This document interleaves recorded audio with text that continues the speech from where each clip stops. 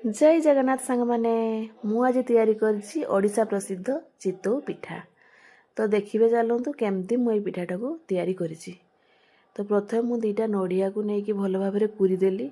आउ काली राति सेर चाउल बा किले चाउल को मु पानी रे बतुरे देइथिली अरुआ चाउल को। आउ से नड़िया कुरा और चाउल को भल भाव में पूरा पालिश करके ग्राइंडिंग कर देकी गोटे बैटर प्रस्तुत करदेली। तापर ताकू 4 ରୁ 5 घंटा मु रखीदेली कहीं एटा शीत दिन ना तो टिके बेस समय न रखिले पिठाटा भल फुलबनी आ भल हबनी।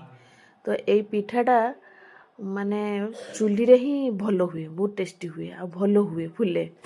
तो तापाई गोटे माटी ढाल अच्छी आमर सेटारे आमर चितौ पिठा हुए। देखो मु पकोजी माने से बैटरटा को लेकिन आउ काकी सेपटे गोटे उदा कनारे ता साइड रे दे दउजनी कहीं पुड़ीबनी पिठाटा भल हम ता साइड का पुड़ीबनी। तो उठे देले हेई ताकू माने खुसनी साहाଯ୍ୟରେ काढ़ला बेलू टोटाल तले लागिनी बहुत बढ़िया होइछि पिठा। एमती गुटे पर गुटे पिठा आमे तैयारी करदेले काकी आ मु। आउ पिठा सांगरे मु आज करथिली मटर तरकारी आउ गोटे बादाम आउ नड़ियार गोटे चटनी करथिली। आ से चटनीटा मो पुअर भारी फेवरेट ना ये पिठा पाई। तो तापाई मु सेटा करथिली आमे समस्ते भी खाइथिले।